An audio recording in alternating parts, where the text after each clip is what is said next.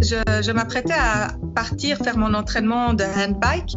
Et puis, c'était une période où mon entraîneur me disait qu'il fallait rajouter beaucoup d'exercices de musculation, deuxième entraînement de la journée, et puis varier un petit peu les exercices pour solliciter d'autres muscles.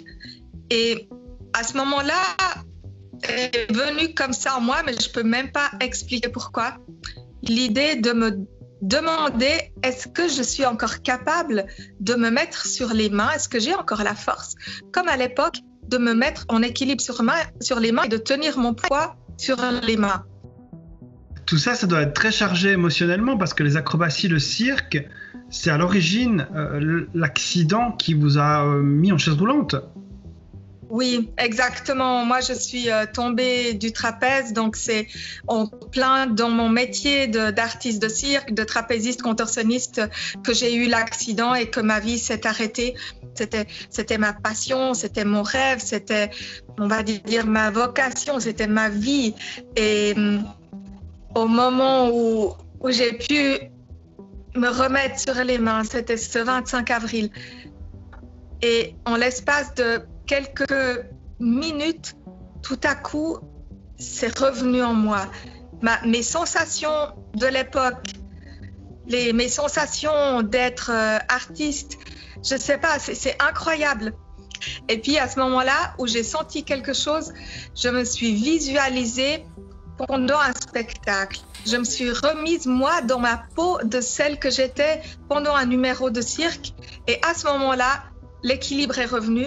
Et j'ai tenu à peu près 1 minute sur les mains. Après 13 ans de paraplégie, c'est juste incroyable. Moi, j'en reviens pas moi-même. Je n'arrive pas à croire. Et c'est tellement beau et c'est magnifique. Et j'en ai pleuré, et Didier aussi. Enfin, c'est ça. Allez, allez, allez, allez.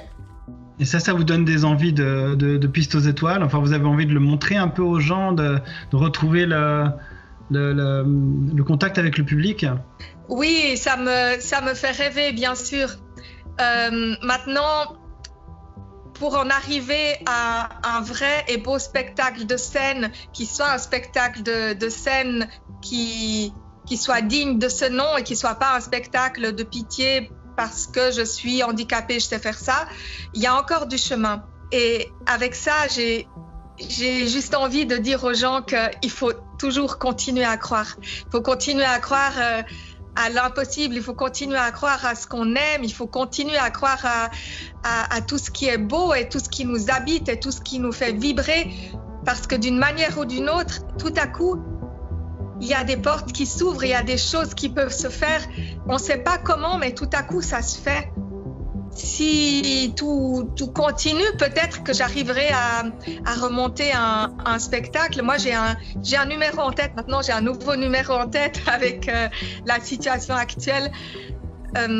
Mais je ne sais pas si je vais réussir à le réaliser. Mais j'ai déjà une chorégraphie en tête depuis que j'ai recommencé parce que ça m'habite et ça me fait travailler les sens partout.